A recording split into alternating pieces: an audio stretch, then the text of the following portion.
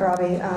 You came up during the evolution of the sprint lead-out train. Can you address how this changed sprinting and pro cycling and where it's come today, and what are the key elements to a good lead-out train? Well, the lead-out train, I think that the first really disciplined one came from a Dutch team. It was then, I think it was super complex with Jean-Paul van Poppel, and it was Jan Raas's team, and they were the ones who first did it, and then the one who really sort of made it famous, if you like, was Chippo with the Seiko train.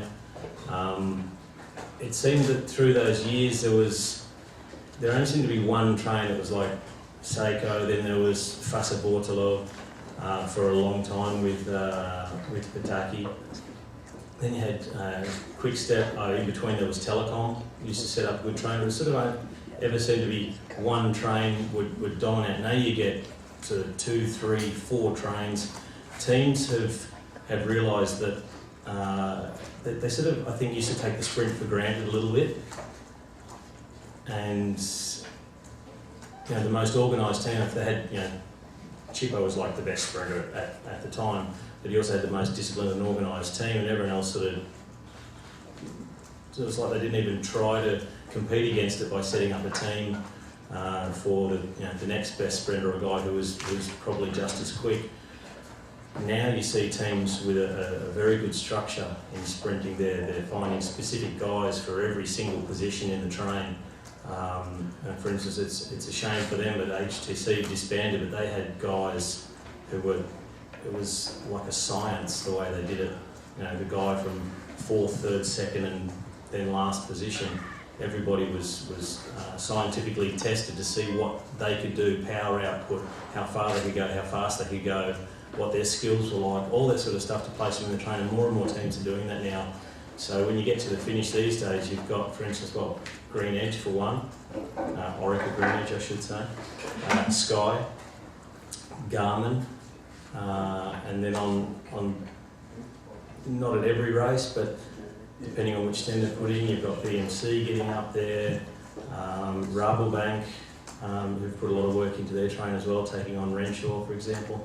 So you just see a broader spectrum of sprint trains. I think that's the big difference now, and it really is a massive fight.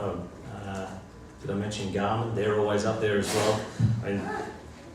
It is gotten a lot tougher to dominate a race as a sprint train, and that's, I think, the big thing that teams are seeing now. Like, hey, you win big races in sprints, and you get more chances at it. You get more TV time. You certainly get more TV time if compared to not doing it, and that's the sponsors want. Is it safer or not safer? I think it's probably. I think racing in general has become more dangerous over the years, purely because of the roads.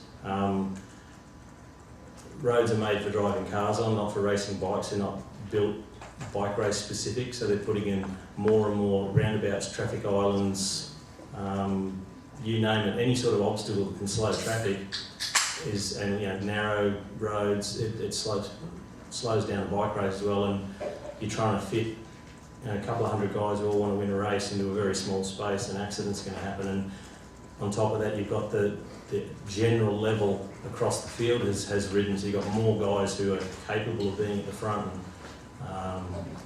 But that's racing. That's what it's all about. Mark Johnson.